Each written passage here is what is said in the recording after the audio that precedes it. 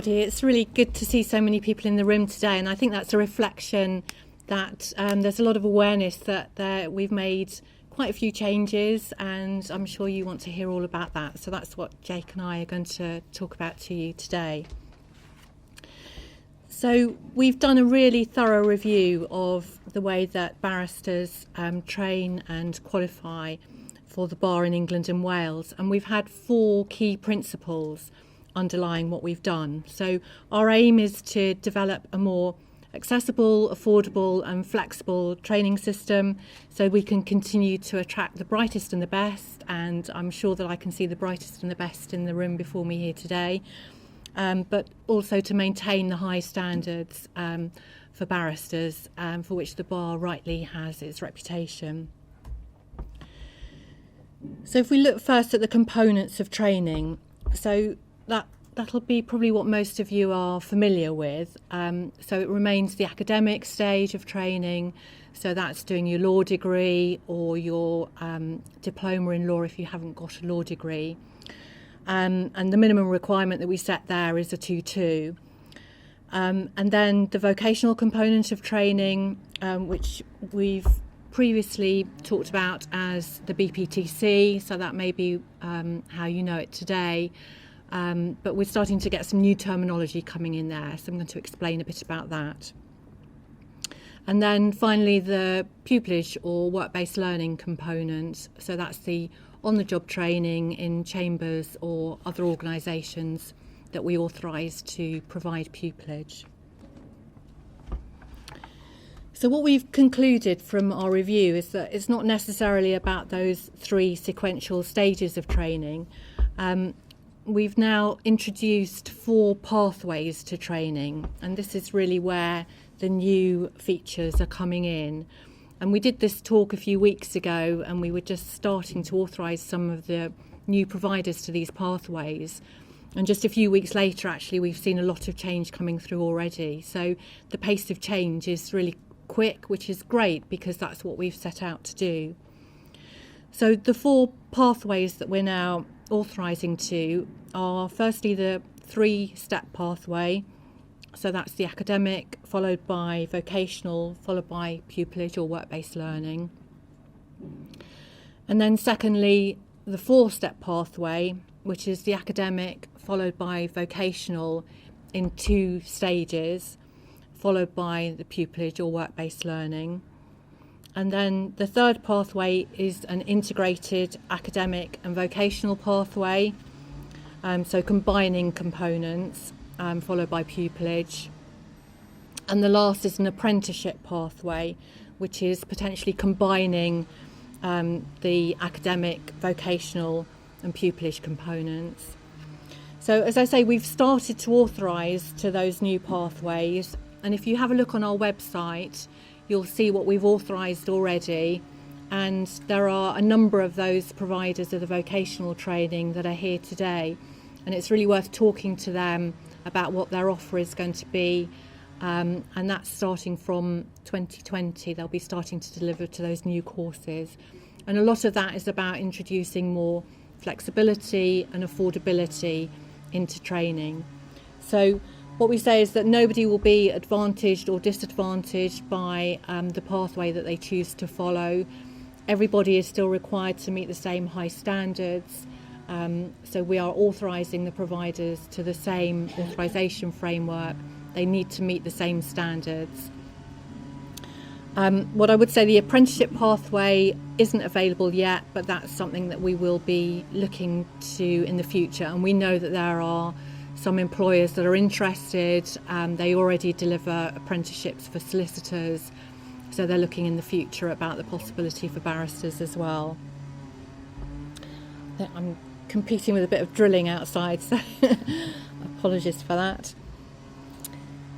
So I want to just talk a bit about the changes to pupillage, and one of the changes that we introduced back in 2016 was the professional statement for barristers, and we've got some copies of this up on our table upstairs, and I know that a number of you have already picked it up today.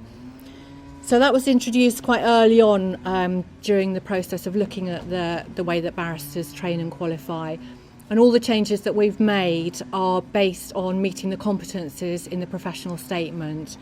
So it sets out the knowledge, skills and attributes that all barristers have to meet in order to be able to qualify and get a practicing certificate.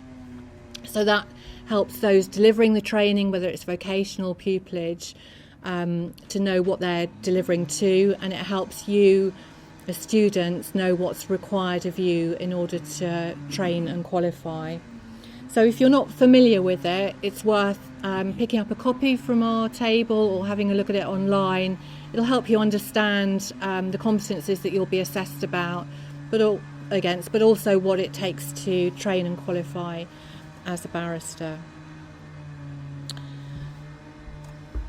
One of the other changes we've made is about the duration of pupillage. So pupillage continues to be 12 months or part-time equivalent, and that hasn't changed. But we've introduced flexibility so that those providing pupillage can provide longer pupillages up to 24 months if they apply to us through what's called our authorisation framework. But most pupillages continue to be 12 months, split into 6 months non-practicing period and 6 months practicing period.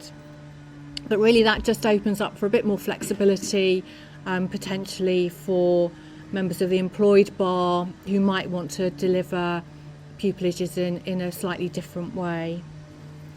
And as now the length of the non-practicing period is normally 6 months, after which you can apply for your provisional practicing certificate. But again, those providing pupillage can apply for a different structure. And then one of the perhaps areas of interest to you as students is that we've changed our requirements around funding of pupillage. So the good news is that we're now setting the minimum funding for pupillage in line with the wages recommended by the Living Wage Foundation. So that will increase annually every January in line with their recommended rate for wages. So that means from January 2020 the rate will be 18,800 for pupillages in London and 16,300 for pupillages outside London. So that's good news. That'll continue to increase annually. Jake. Over to me. Thanks, Julia. So we also have some further changes, particularly in relation to pupil supervision. So as some of you will know, and some of you may not know, when you do a pupillage, you're given a supervisor. This is meant to be an individual who is able to give you advice and guidance during your pupillage, and it's essentially a person you can go to if you have any questions. What we're doing is we're changing the way that pupillages are going to work with regards to pupil supervisors. So at the moment, there's a one-to-one system where one pupil has one pupil supervisor, and the pupil supervisor can't take any further pupils beyond that. We're changing that to allow for a pupil supervisor to supervise 2 pupils at a time. That obviously allows them to build up more experience over a shorter period of time, keeps them fresh in terms of their understanding and ability to mentor more effectively. So we hope that will lead to a better standard of pupil supervision. We're also introducing more flexibility at the employed bar. So at the moment, the way pupil supervision works in chambers is, as I say, that one-to-one relationship with individual mentorship. Now, that's not necessarily the best fit for the employed bar, right, where you have line managers and appraisals and similar systems such as that. So what we're doing is we're going to allow for different processes subject to approval through our authorization processes in relation to pupil supervision at the employed bar. The third thing we're doing in relation to pupil supervisors is we're having mandatory refresher training. So it's not ideal if you're a pupil and your pupil supervisor hasn't supervised a pupil in a number of years, and then you end up being that pupil supervisor's first pupil for, say, 5 or 6 years or something. That obviously means that you will get a lower standard of pupil supervision because of a lack of up-to-date knowledge by the pupil supervisor. So what we're having is mandatory refresher training, where every 5 years there has to be training, or every 3 years for someone who has not supervised any pupils in the intervening time.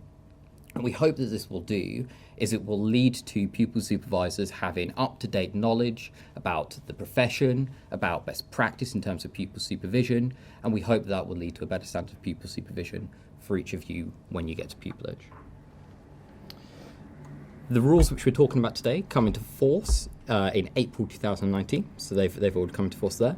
The BSB is now able to authorise potential providers of education and training, and as Julia mentioned, a number of those have already been authorised, and you can see some of them at the event today if you go to some of the stalls.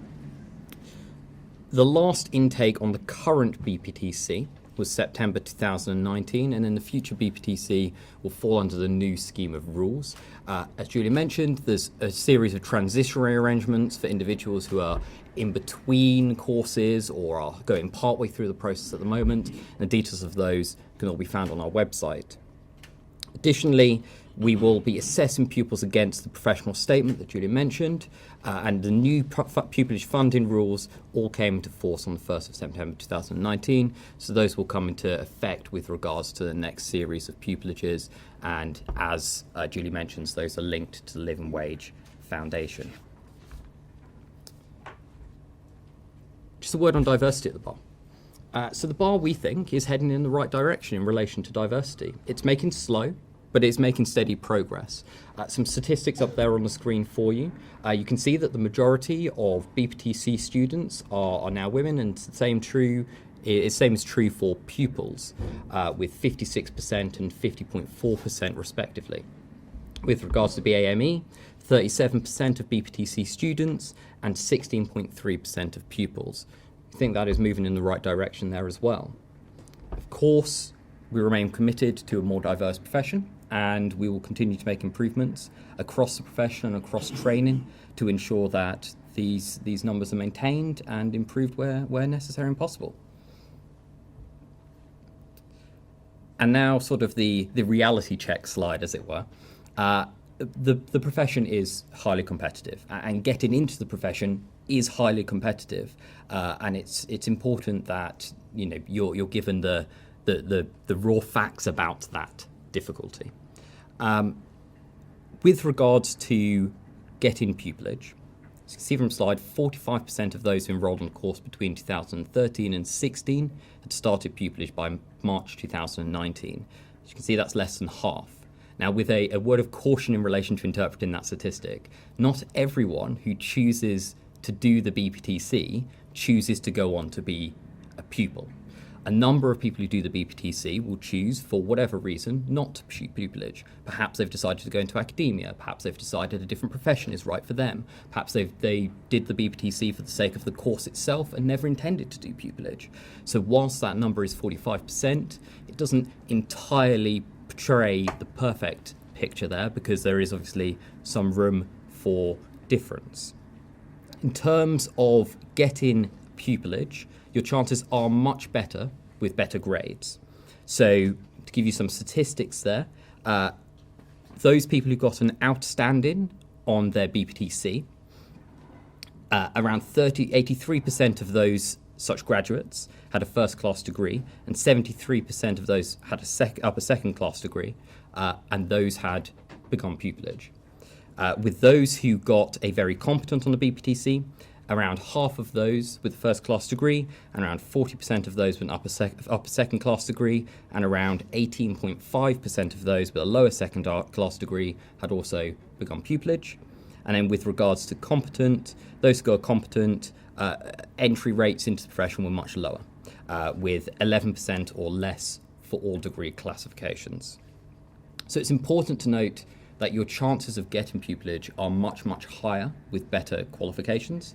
And for that reason, it's of course important to pay the most attention possible during your degree and during your BPTC. Study hard and try and get the best grades possible, because it does matter, and the statistics reflect that. And with that said, of course, it is an extremely rewarding profession. Those who get into the profession are particularly happy with it. A number of people who work very hard during university and through BPTC manage to make it into the profession, and then they find it to be a rewarding career path. So if that is what you want to do, work hard, and there's no reason why you can't attain it. Any questions?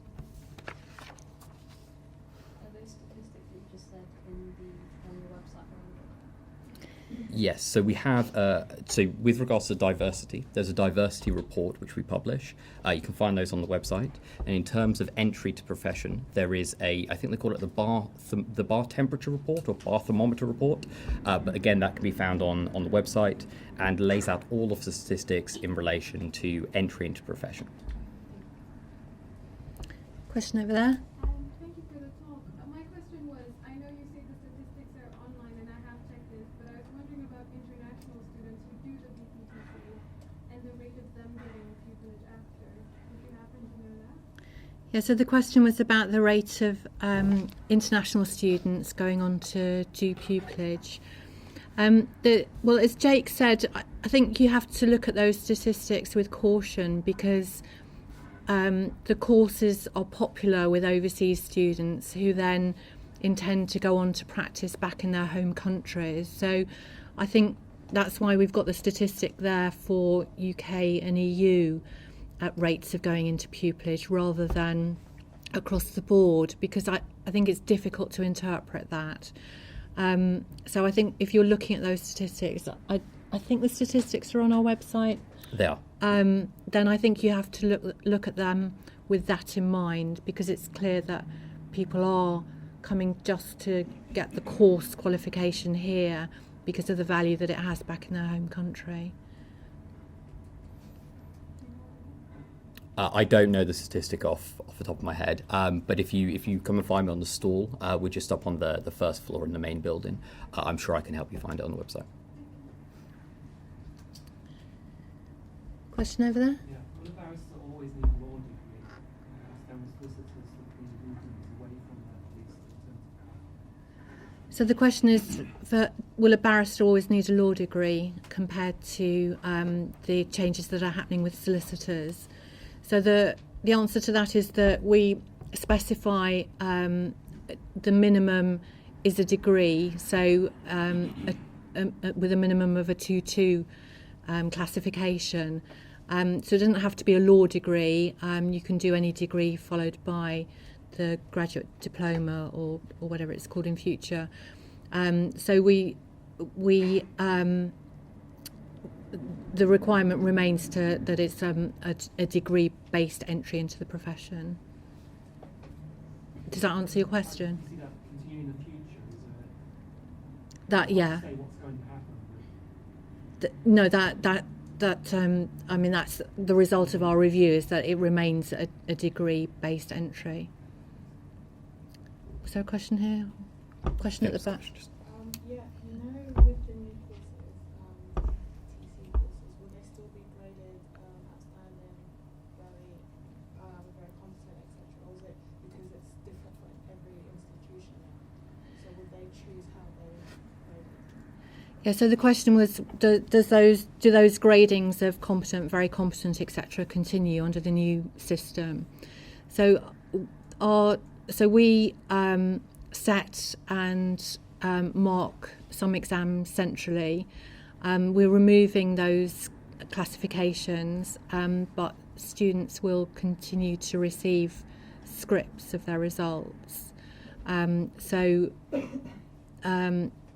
At a kind of institutional level, then that may vary. I think you'll need to talk to the institutions, but we're removing the classifications of very competent, etc., really with the view that you're expected to meet a particular threshold. So going back to the professional statement, you're expected to meet a particular threshold, and as a regulator, that's the requirement that we're setting, so that you're either passing it or not passing it.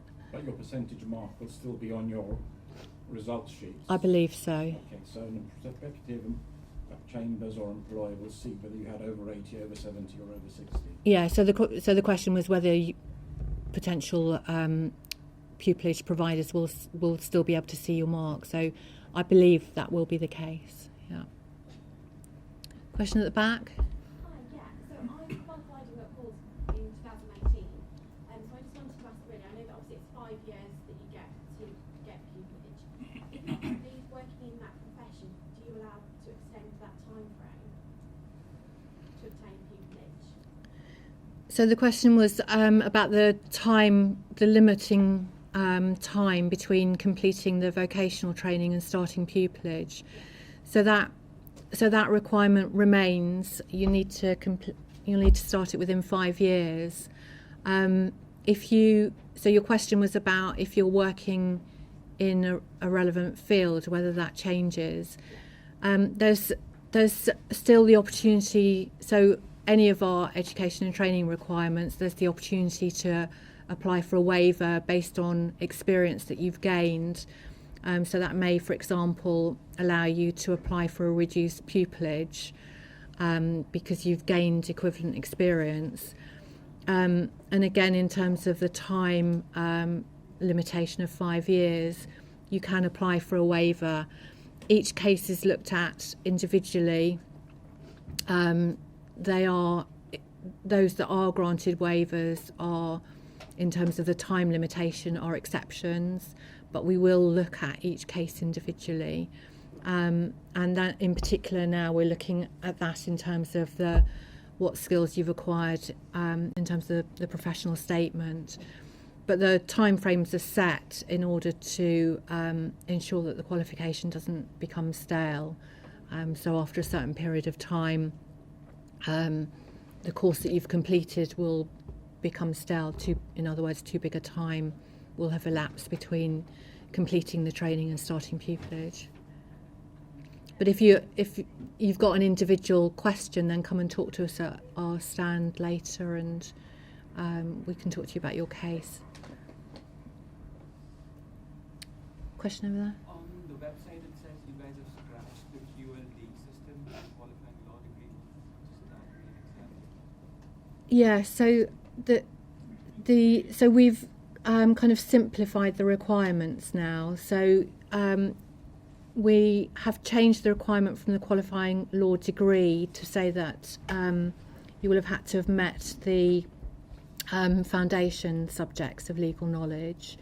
So it's a sort of slight simplification to the requirements previously. Do you have you completed your degree here? I have an international degree. I applied for the academic standing certificate, got that, but like now you guys say it's not required anymore, so it's still considered. Yeah, so the question is, if you've got a foreign degree, then what are our requirements? So again, it's worth talking. So we've got somebody from our authorisations team upstairs, so you can talk to them about your individual situation. As I say, any kind of application that's made that kind of sits outside our normal regulations, or transferring lawyers who've gained qualifications in other countries at whatever stage of training, we'll look at on a case-by-case basis. Is it true to say, though, that qualifications that were previously acceptable will continue to be acceptable? In terms of degrees elsewhere? Yes, in terms of qualifying law degrees, GDLs, etc., that they're all the ones that were previously approved to enable you to take the BPTC, they still continue to be acceptable in addition to the new requirement that you've introduced?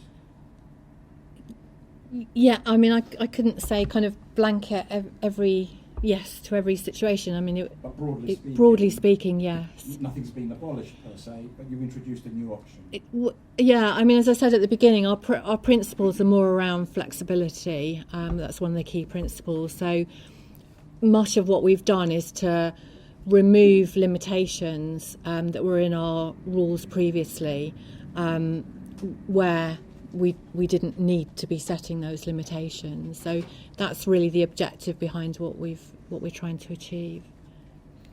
Question over there? Yeah, so in pupillage application forms, a lot of these chambers ask for confirmation that you have the right to work in the UK, and it says on the website that the Bar Standards Board does the sponsorship for visas behind kind of all pupillages. Is that the correct way to understand it, and has that changed at all with the different kind of pathways and requirements?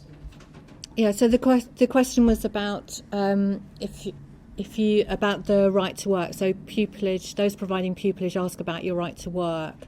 So if you're a foreign student and you've got requirement to have a visa, what role does the Bar Standards Board play in that? So So we're the Bar Standards Board, we're the regulator. The Bar Council is the representative body for barristers, and the Bar Council has a scheme to support overseas students. So they've got details about that on their website. So that's the Bar Council rather than the Bar Standards Board. But there's information on their website, so you should contact them. There's a question here. Yeah. Thank you for your slideshow, and I also like some of the changes you made in regards to what you were examining us on in the criminal practice procedures, and those were really nice, the changes in terminology.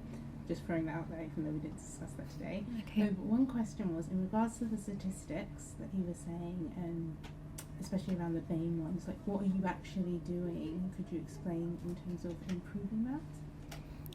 Okay, that's a good question. So just for those at the back that didn't hear that, so there was a brief comment at the beginning about the changes we're making to the curriculum, which I didn't talk about so much just now, but our review has looked at the curriculum across the vocational and pupillage components of training. And as I said, that's based on the professional statement. So you'll see a number of changes to the courses coming up, and there'll be some changes to the courses during pupillage as well. So there'll be new ethics exam, which is splitting out from the part completed in the vocational component and part in pupillage, for example. And there'll be some new requirements around negotiation skills training in pupillage. So that's all based on a review of the current curriculum against the professional statement. So if you want to know more about the curriculum, we've got a curriculum and assessment strategy on our website, so you can read all about that there. Your question was about diversity and what are we actually doing, as opposed to just throwing statistics up on the PowerPoint up there. So one of the things that personally I've been involved in is quite a extensive project around advertising and recruiting into pupillage, and we know that one of the biggest potential barriers to diversity at the bar is at the point of recruitment into pupillage. So we've been looking at the way that chambers and other organisations recruit, the kind of criteria they use to recruit to, and where that might be putting barriers to diversity of recruiting into pupillage. So some of the things we're doing is putting some more guidance out there. So we're working with the Bar Council on that. So there's a fair recruitment guide for all those recruiting into pupillage, that barristers have an obligation to be trained in fair recruitment practice. But we're looking to put out more guidance in the Bar Council's fair recruitment guide. Also, we have a new authorisation framework. So that applies to vocational and pupillage training, and that sets out a range of indicators. So there are some 40 odd indicators that those delivering training have to evidence to us that they're meeting, so mandatory criteria against which we're recruiting. So some of those are around what their individual commitment to equality and diversity is, and being able to demonstrate a more strategic approach to equality and diversity to us. So we're holding them to account over those sort of aspects. Other things around asking chambers, for example, what they do in terms of outreach. So whilst the statistics we put up are good and encouraging around gender diversity and ethnic diversity, they're not necessarily so good around socio-economic diversity, so the kind of backgrounds that people come from. So we're looking for that more kind of strategic commitment when they're applying for authorisation to us.